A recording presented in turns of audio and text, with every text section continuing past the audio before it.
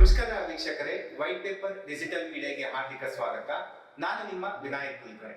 ವೀಕ್ಷಕರೇ, ಇವತ್ತು ಮತ್ತೆ ಆರ್ಸಿಬಿ ಪಂದ್ಯ ತನ್ನ ತವರಿನಲ್ಲಿ ಪಂದ್ಯ ಆಡಕ್ ಬರ್ತಾ ಇದೆ.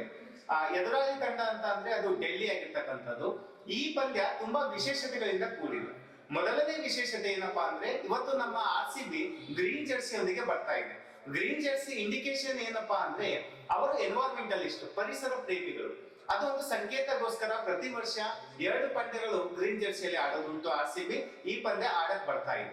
ಎರಡನೆಯದು, ತವರೂರಿನಲ್ಲಿ ಅಂದರೆ ಚಿನ್ನಸ್ವಾಮಿ ಕ್ರೀಡಾಂಗಣದಲ್ಲಿ 100ನೇ ಪಂದ್ಯ ಆಡ್ತಾ ಇದ್ದಾರೆ. ಅದು ಒಂದು ತನ್ನದೇ ಆದ ವೈಶಿಷ್ಟ್ಯತೆ ಹೊಂದಿದೆ.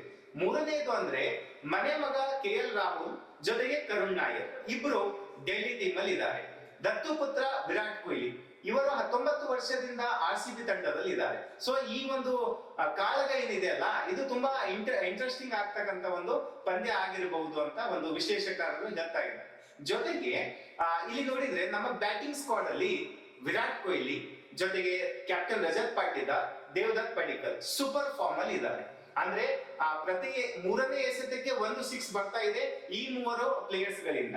ಬಾಲಿಂಗ್ ಟೀಮ್ ಅಲ್ಲಿ ಸ್ವಲ್ಪ ಆರ್ಸಿಬಿ ವೀಕ್ನೆಸ್ ಆಗಿತ್ತು. ಬಟ್ ಈಗ ಲಾಸ್ಟ್ ಮ್ಯಾಚ್ ಅಲ್ಲಿ ಅವರು ಪ್ರೂವ್ ಮಾಡಿದ್ದಾರೆ, ನಾವು ಬ್ಯಾಟರ್ಸ್ ಗಳಿಗಿಂತ ಇನ್ನು ಕಮ್ಮಿ ಇಲ್ಲ ಅಂತ.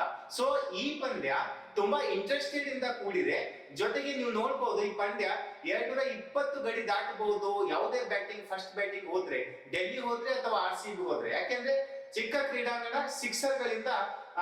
ಸಿಕ್ಸರ್ ಮಳೆ ಸುರಿಮಳೆ ಆಗ್ಬಹುದು ಅಂತ ಒಂದು ವಿಶ್ಲೇಷಕರು ಹೇಳ್ತಾ ಬರ್ತಾ ಇದ್ದಾರೆ. ಸೊ ಈ ಪಂದ್ಯ ನೀವು ಕೂಡ ಪ್ರತಿಯೊಬ್ಬ ಕನ್ನಡಿಗರು ಆರ್ಸಿಬಿ ಟೀಮ್ಗೆ ಚೀರ್ ಅಪ್ ಮಾಡಿ, ನಮ್ಮ ಆರ್ಸಿಬಿ ಈ ಸಲ ಕೂಡ ಕಪ್ಪು ಎತ್ಕೊಳ್ಳೋ ಹಾಗಾಗ್ಲಿ.